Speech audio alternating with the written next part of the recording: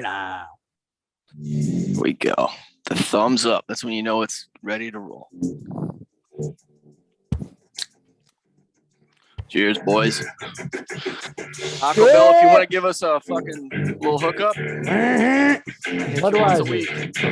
Yeah, What was it? Come on, you look up at the every day. stats on deck. Yeah. That's the best advertisement right there, man. Cheers. Multiple seasons here, you know? Yeah. All right. man. Cheers, y'all. Let's go. We are here for the Week 10 preview. Welcome back to Beers and Bets. Second day in a row recording. Yep. Brad's going on vacation tomorrow. So usually we record this Week 10 preview on a Thursday. We had to jump ahead a couple days, but we'll get it done. We'll get it done right. Appreciate it, boys. We'll still make good picks. Yep. No problem. Whoa. You got to do a live check-in from the Miami game. Everybody's got to get their vacations in. Are you going to the game? I will be at the game. You're going to the Ravens Dolphins. Yeah. Okay. Right on. But we won't be picking that one, but we'll save that for the very end. Well, hopefully that's such a blowout. It's not even worth our time. It should be. I'd imagine it will be. All right. So what we got to get to before we even look into Week 10, we got to recap Monday Night Football from last night. Fucking hell. There was a few bad referee calls. The most obvious one against Cassius Marsh of the Bears gets called for taunting after a huge sack on third down. And I want to make sure everybody's aware Cassius Marsh was cut by the Steelers in training camp, signed with the Bears. He makes a huge play in a big moment against his team that cut him months ago. He has a natural, enthusiastic reaction to it. Doesn't he do some celebration? He did kind of did a little kick. But he said every time. It's like a UFC move. Yeah, that's what he said he does every time. But this was his first game called up this year. First game off the poop squad. It was He made a huge play, dude. I don't blame him for reacting the way he did. I do not like these taunting calls. I don't see how it's good for the game. I really do not. I don't know what it's supposed to prevent. I don't get the reasoning for it. It just seems dude, it's fucking dumb. It's so dumb. Yeah, go ahead. No, but get into it. And Bill Belichick's football life from 2010, it was a back-to-back episode. It was kind of, I think, his way to say F you to the NFL, or what the NFL were going to make him do to kind of open the books and say, this is what we're running. Because it was right after Spygate. And in that video, they're showing clips of a game they played against Denver when they kicked our asses. And they show Champ Bailey, and Belichick pauses it and goes, you see that face? And the Patriots are jumping all over each other after a pick six, falling down, jumping. And it might have been told, who knows now, right? Because they're talking shit. And Belichick is telling his players, there's nothing wrong with fucking getting fired up when you make a big play. In fact, you should be excited. You work all week and all your life to make that big play. Like that guy, if it's his first game playing against his old team that cut him in in training camp, I think, And so I don't know the Belichick thing. I remember him saying that on that video, and it's why don't you excite? Why aren't you pumped for that, dude? All the work you put into that shit, that's their job, dude. If you get a fucking raise at any job, or you make a big sale, or whatever, you make some big deals and shit, succeed. Yeah, man, you're gonna be pumped about that. And I don't think, I wouldn't probably. I wouldn't send a video out to all my other employee or whatever, all my old coworkers talking shit. But I'd rather them throw a taunting flag when a receiver drops a pass and the defensive back next to him starts doing the no, not in my house. Yeah. When the defensive back didn't do anything, the receiver just dropped a pass, or it was a bad throw. Yeah, and I see that every week, and that's one of the things that pisses me off. It's you're celebrating when you didn't really do anything. The other team fucked up. You're acting you didn't really make a play on their mistake. Yeah. Well, to me, it's so contradictory of the NFL. It's yes, they've established this taunting rule. If you even look at the other sideline after a big play, Waller a couple of weeks ago, Monday night, 30-yard first down on a big 3rd and plus. Spikes it between his legs, doesn't say a word, goes back to his sideline, and they still give him 15 because he's on the opponent's sideline. Right. It's just, it's so contradictory to, just last year we installed that camera in the end zone for celebrations. How long?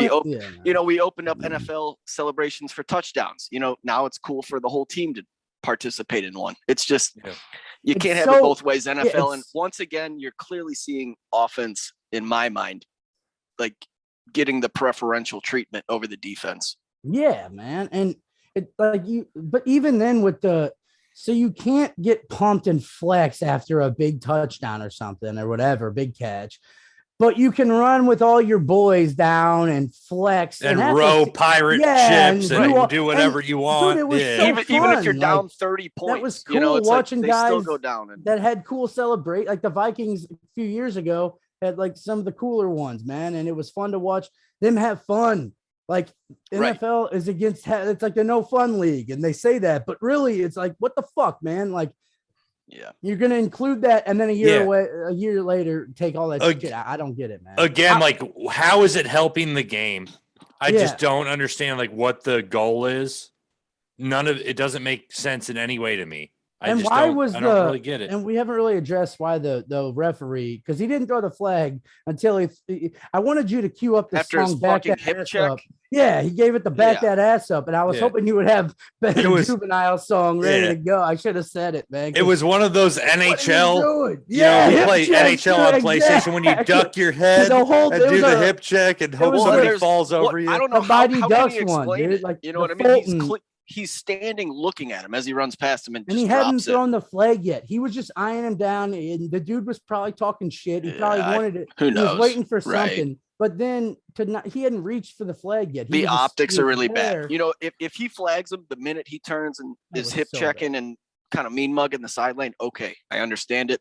That's the precedent. That had nothing to do with the call. It was the taunting aspect. Right. And it's like, well, why did you wait so late to call it? Right. Why wasn't the flag already thrown? Because he was looking at over there for a while. And it was a long celebration, though. That was probably a 20-second celebration. He went on too long. I will say that. That was, and Matt, I don't know if you agree with that. He went a little too far across the field to where, like, even his coach might have been like, get the fuck out. Like, all right, let's go. You saw his D-line coach. Let's go. Like, yelling, like, come on, get off the fucking field. We got a clock. So, yeah.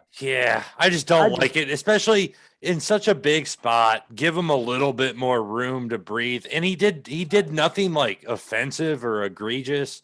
I just don't like that call. None of this. No throat slash. And it was like, and it was also, dude, with all the momentum they had to have at that point in the game, they were coming back in Pittsburgh on the road with the rookie quarterback.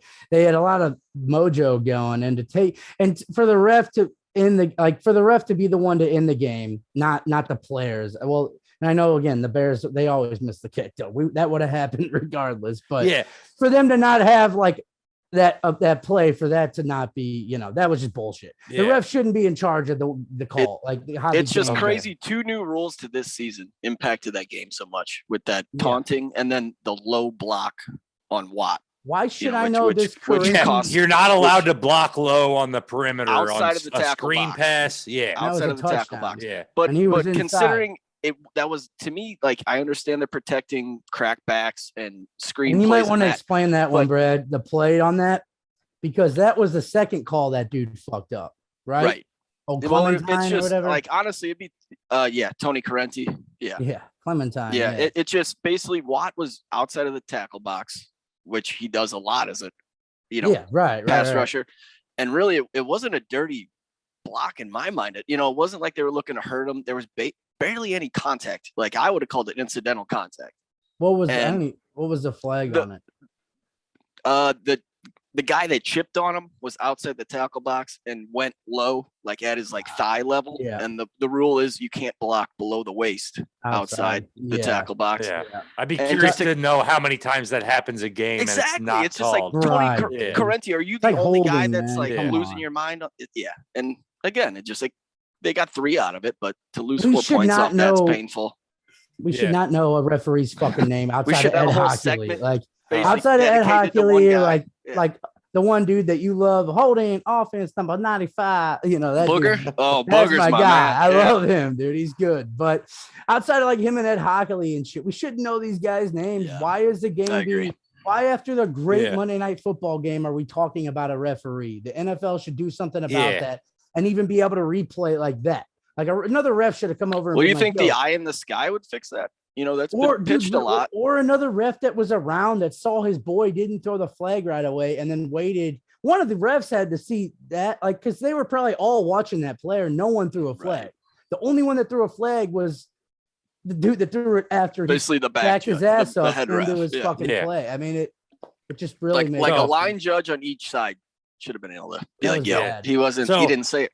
Enough referee talk. Another thing I wanted to touch on real quick was you're right. The ESPN commentators at the end of the game. Okay, first we had Roethlisberger spike it to try to get a 12 men on the field flag. Yeah. But it turns out it was the 11th guy on the Bears defense running off the field. Roethlisberger spikes it, wastes a down, and then Brian Griese has the balls to jump on the mic and say, what awareness by Roethlisberger to, get up there and get the ball snapped and get a free play and get this and that. It's like Griese, he just wasted a down. Yeah. It was not a flag, and he spiked it. He wasted a fucking down. Why are you going on for 26 seconds explaining why it was such a smart play when he just wasted a fucking down? Okay, so there was that. And then, Jimmy, you brought up the missed field goal for the Bears. Yeah. Well, as that kick is in the air and as it lands, all the announcers are going nuts. Oh, my goodness. He hit the crossbar. It was so close. Then you see the replay. The ball landed at the front of the fucking end zone. Yeah. It was a full 10 yards short. it was more than 10 yards short of hitting any sort of bar. Because when I don't know. They're all at the game, right? They're not makes you appreciate the Manning brothers. It makes you appreciate, because the other funny one too. At one point, one of the announcers, I don't hear that. They had some. They were always on the headset. Yeah, they had some weird story about Najee Harris grew up very poor, not a bet even. And so then they had this whole story about, even when he got to Alabama in the dorms, he didn't feel comfortable sleeping in the bed for the first few months. He got home, watched that, and was like, "Motherfucker, I moved into my bed right away." Like, what did you talk to about that? No way, dude. Like, you're making shit up. Like, dude, I have no idea. I mean, those dudes have to be the least paid, least qualified, Monday night announcers, whatever of all maybe time. Most overpaid. Probably. I doubt it, because dude, I mean, they gotta be.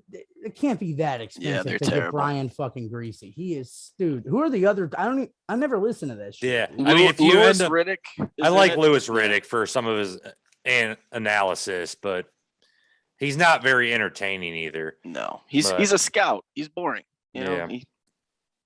So, all right, enough Monday Night Football. Week 10. Let's get into our picks. Oh yeah, we're all about deadlocked for our picks on the year as far as success rate. Now I'm going in for the win. First game, so bad. We got the Atlanta Falcons visiting the Dallas Cowboys. Cowboys are favored by 9.5. The Falcons are coming off a big win against the Saints. Over and under total is at 55 points. Really high. Yeah, Jimmy, is that where you want to start? Because that's where I'm going with this. That's really total. High, so I don't mind the under in that one. Is that going to be your pick? No, I'm going to go Falcons plus 9.5 though. Minus. Okay. 1. They've competed. I don't think they're a great great team, but I think they can compete, dude. Cordell Patterson, I ripped on him. He's making plays, and Matt Ryan is a good quarterback. He is showing a lot of people when they, take away Julio and help me out here. The dude Ridley retires or whatever. It takes time. He's out for a while. Mentally, we don't know. Yeah. We don't know when he'll be back, if he is back. I think now, granted, this could be the game, but after what the Cowboys showed last week, Denver could have given them the NFL kind of blueprint or whatever, how you beat them. They did shut them down. So. Yeah, the only thing I would kind of go back against you on that one is Denver ran the ball down Dallas's throat. Yeah, Atlanta is not a team that is able to do that. They cannot run their offense that way. You think they would put Cordero Patterson back there? Or do you they do it all the time? They would run him. Yeah, so it's a 1A, 1B situation with probably Patterson is the 1A of it now. Yeah. With Davis. I don't watch much of their games, but I know Matt, in the pod you've talked about them, and they do compete, which is it's cool for Matt Ryan because I feel for that dude, man. He's had a Yeah. He's had a rough go of it. Julio leaves you, and then Ridley. Props to Ridley. If you got to take care of your mental health, Ridley, step away cool, and do dude. it. Exactly. I'm all for it. It just sucks for Matt Ryan that he's left with like this rookie Kyle Pitts, and then needs to make Cordero Patterson more of a weapon than he's ever been. Well, and I'm not even to do it for them, dude. We don't want to hear some report that, dude, he's fucking dead, some bullshit that he overdosed. Well, and you could tell he was a little off, and he was being excused away from team activities and stuff. It's like I think they could sense something was off. Again, though, it's a lot of pressure being the number one with no Julio. Yeah. But Atlanta's tough just with the two backs and then the two tight ends in Pitts and Hurts. Yeah, but Pitts is coming. I like Dallas and the points. You're going to take Dallas covering the 9.5. Yep. I think they are going to be right pissed off after last week. Yeah, they have reason to be. Jimmy, you talked about the total kind of when we started talking about this one. I like the under 55 just because I see that being such a high number. When we see a total of 55, usually it's two really high-powered offenses, and I just don't see that here. I see it with Dallas. I don't see Atlanta being like a high-powered offense to combat them. So I'm going to stick it with under 55, and we'll move on to the next game with that. Next game I got here is Saints at Titans. Titans are favored only by 3, which I thought was lower than I'd expect this matchup to be. Brad, you start us off with this one. What's your pick? I'm actually going to take the over 44.5. New Orleans. New Orleans. Yeah, I took it over. I took a fucking over. Shit, man. Has that happened Under yet? King. Have we ever hit? Yeah, what the fuck? Not in a long time, but 44.5 is low. And New Orleans is covered 4 of the last 5, Tennessee 3 of the last 5. I just think it's two teams that I think you might see a better mix of Taysom Hill and Simeon this week, which makes the Saints a little more dangerous. But the Titans, I mean, they got it done last week without Henry. I hate you, right? And it's piecemeal. But Titans, honestly, this defense of theirs is legit at this point. Like I was completely fucking wrong. And who I was too. I doubted their defense, especially when people got hurt. Yeah, and I'm an idiot for believing in both these fucks that think that they know shit. We throw enough stats at you. We can fool you. Who's the douchebag that? Well, he's done it. The dude that was the center for the Colts when Peyton was there, and he's on ESPN now. Yep, Saturday. Yes. Saturday. All right, yeah. He was saying that it's crazy how Pittsburgh and the Titans kind of adapt their coach's personality. No matter if they're great or not, they become what their coaches are. And that's a good point. Yeah, I was like, man, I couldn't agree more. Like that's what I've kind of said on here. Like Vrabel, I always trusted him, but you guys had a lot of points, and they did lose people. But between them and the Steelers, man, it's two teams that seem to like. Yeah, they like. Well, how can you doubt the Titans after what they did to the Rams? Yeah, so I got them -3 too, Matt. Okay. I got you got Titans -3. So you're going I'm right there -3. with you. I'm right there with you, Jimmy. I got Titans -3. I just can't quite wrap around my head why the Titans are only a -3 point favorite when the Saints are a pretty unknown quantity going into this matchup. If it's Trevor Siemian, how much confidence do you have in him? If it's Taysom Hill hasn't really played all year. You could get a couple real bad plays out of Taysom if you throw him in there and ask him to throw the ball. Get him laid out. There, dude. Jameis isn't there to throw him into coverage, though. No, but Taysom, he's due for one, dude. He lost all that weight to try to be the quarterback and then didn't get the job.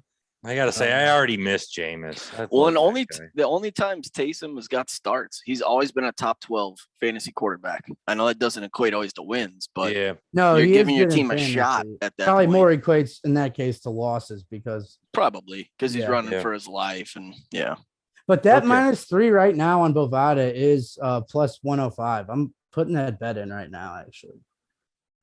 That seems weird to me. The Titans have proven so much, and the Saints with an unknown quantity at QB are coming to town. And the teams that the Titans have beat too have been good. So I agree. Maybe the NFL seeing a letdown week, but again with Vrabel, I don't see them doing that. I feel like I think it's the doubt in Tannehill. I mean, because they won, but he threw for 143, a touchdown and a pick. Like that's that's not but the play you they say need that from him to win. But a lot of that is Stafford throwing picks and the Titans starting drives at like the 10-yard line, where they have no yards to gain. They just need to get into the end zone. That throw by when he did the triple D. Stafford was so bad on Monday night. He looked like Wentz, dude. Bad. That was fucked up, man. But yeah, that was okay. Crazy. Enough on that one. Moving on. This is the game of the week, in my opinion. We got the Browns at the Patriots. Two very similar teams, both with above average defenses. What do you like? Good running games. I got to go with the Pats. I think it's a close game. I'm taking Pats minus 1.5. The Pats are the favorite at home by 1.5. I'll take them. It's a close game, and Baker doesn't get it done late, and Mac Jones does. And that's, I actually have more trust in Mac Jones leading a fourth quarter drive than I do Baker Mayfield. And that's where I'll end my analysis on this game. So, Jimmy, I'm sure you have the Browns as always. So tell me why. Let me tell you something. This is you're going to go Pats. You're going the other way. No, let me tell you something, man. This is what's fucked up about the podcast, dude. Is because I have right here Packers minus 1.5, Patriots minus 1.5, and I hear you talk all this damn shit. So you want to be the contrarian? I'm like, dude, you know what? Fuck what he just said, because everything he said, I agree with. Like, for some reason, I just don't see Baker going in there and actually getting the dub. But with that being said, for contrarian purposes, put the lone wolf hat right here. Yeah. Oh! You'll take the Browns. Money line, 105, baby.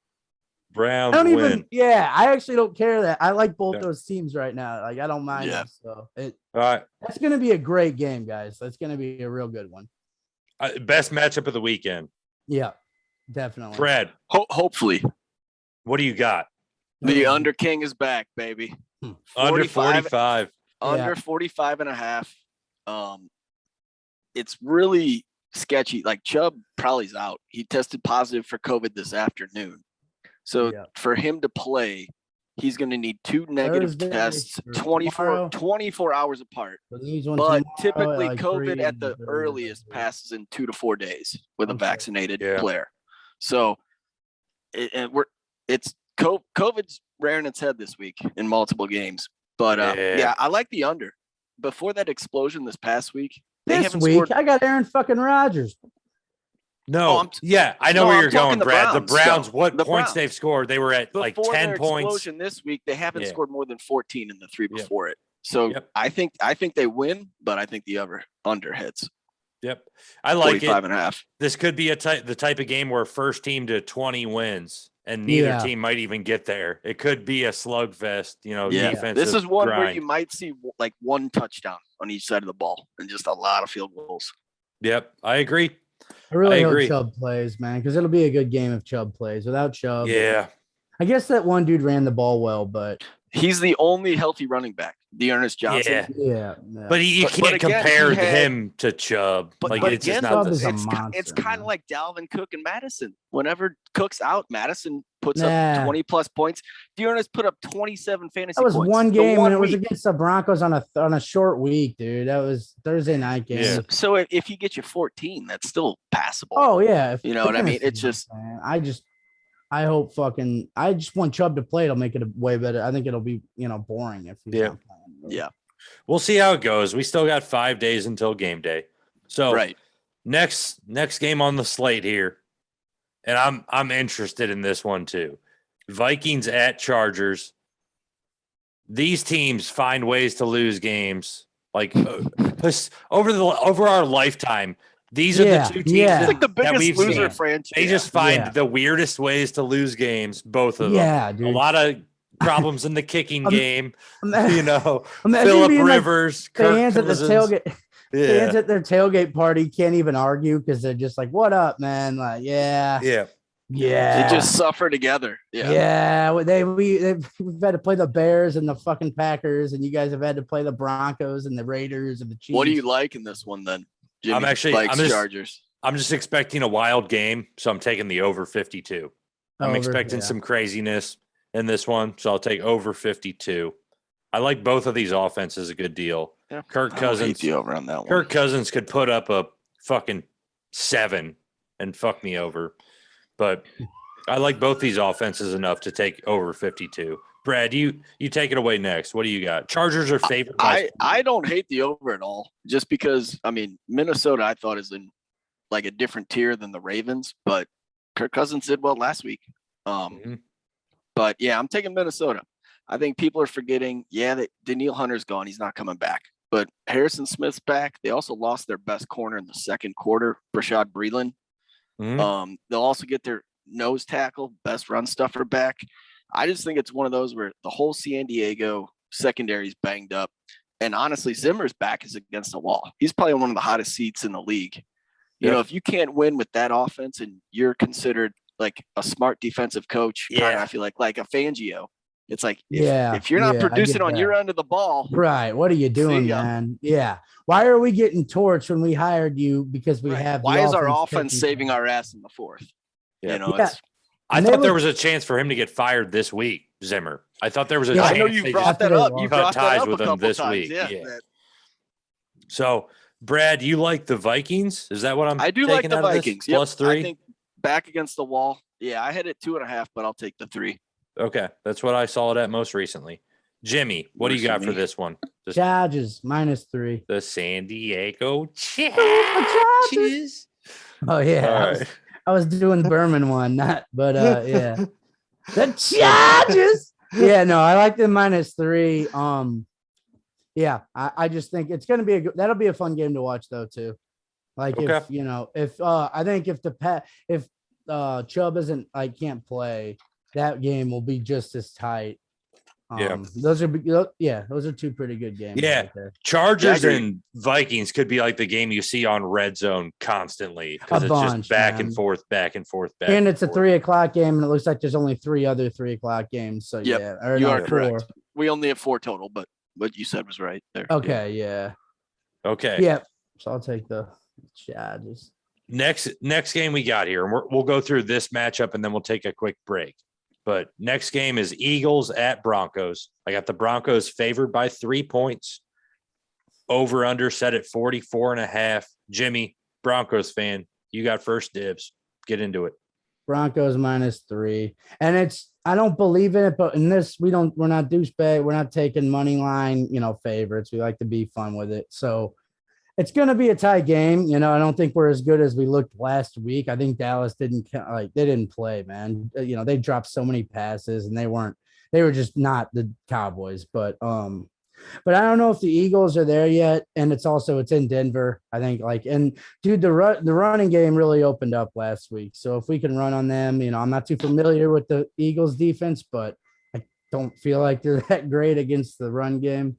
So yeah, I mean, I think each guy had over 15 carries against Dallas. So if we can beat them like that, just grounding and pounding, I think they can win by 3. Yeah. It's going to be a tie game though. I mean, I wish I could take the money line, but yeah. If I were to take a side, I would certainly take the Broncos. I think they just have a better all-around team than the Eagles do. Brad, before I get to my pick, where do you stand on this game? I'm taking Denver in the -3. Denver -3 as well. Okay. I mean, Broncos have won 2 straight now? I mean, honestly, and that 2.5, I think they've covered in all 5. And Judy, you kind of saw starting to right. And honestly, I'm more that's a great point with Judy back.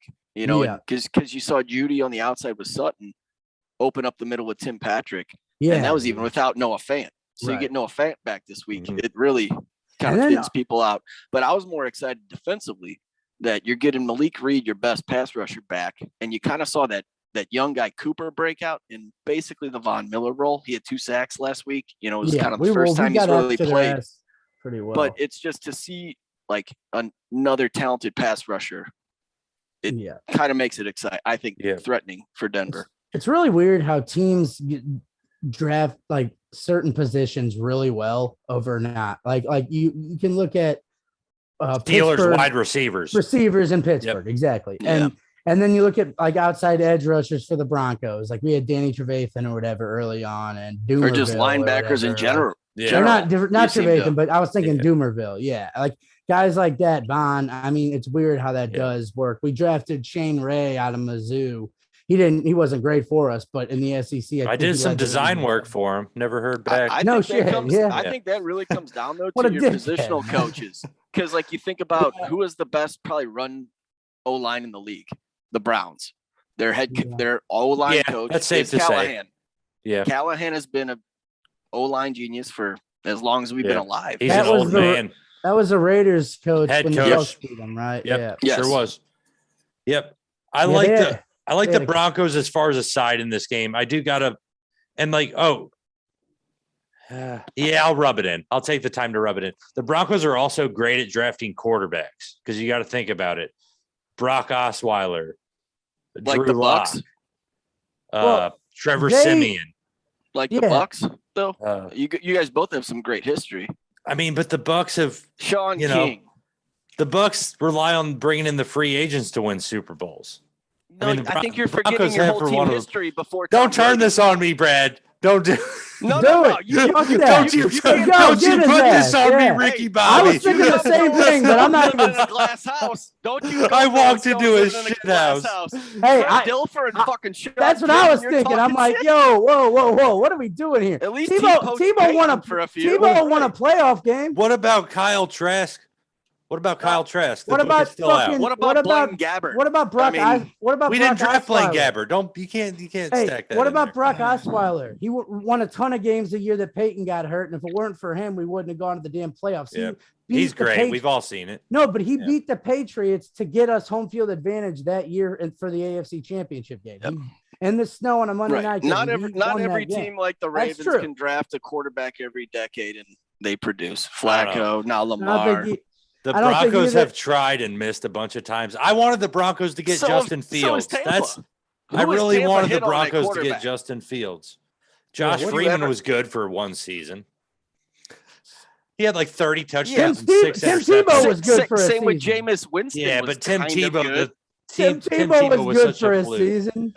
Oh, he was such a fluke. Oh yeah, and Freeman was Joe Montana. The only reason Jameis isn't on. Didn't you guys draft Steve Young? Yes, we did. So there you go. That even further plants. How'd that work out? Yeah, it was a great draft pick. He just, he wasn't ready, and he needed to move on to find a better environment. Yeah, better. I'm sure that's what the Chargers felt about Eli. Yeah. Oh, well, Eli forced their hand on that one. We're kind of comparing apples and oranges, but I wanted the Broncos to get Justin Fields, or the Bucks fucked up on their own. Bucks have been bad at drafting quarterbacks too. Yeah, the Broncos just seem to go to that well every couple of years. We just do it every year, and John Elway needs to get out of there. And he needs to hand the reins over to somebody. You know what I mean? Typically, it's like a mid-round. What we should do is get a guy like Revis. We should get a guy like Revis and then trade him. That would be the draft pick that I would want my franchise to do. Well, I mean, maybe offer your first rounder next year for Revis. The Bucks played that card and it worked out terribly. But I got to get my pick in for this game before the break. I'm taking the under 44.5. It's a very low number, but the Eagles coming into Denver. How many points are the Eagles going to score on Sunday? 17, maybe. Probably 24. I would guess. You would guess 24, really? They're going to manufacture. That's what I'm guessing 13. Right? 13 is my guess. 13 is a good guess, and that would bode well for the under. So that's my pick for that game. I had the Broncos -3 as well, but we can't all take the same damn pick. Yeah. So switching it up, I'll take the under on the Eagles-Broncos game. Let's take a quick break, and we'll get back. We got 2 games left to pick, and then we got our fantasy stuff, our locks of the week, our dogs of the week, underdogs of the week. Man. Yeah. All the random stuff. Right. Yeah, first red zone touchdown. We still haven't picked a first red zone touchdown. Last week was Evan Ingram. God, we were so who the fuck is going to pick? Yeah, I know, dude. We were all of our teams were in the red zone. I know. I was kind of waiting. It was fucked up, so. But one of these days. Yeah, we'll get that shit. We'll be right back, and we'll get into the rest of the week. Hit him with a ring. Ring.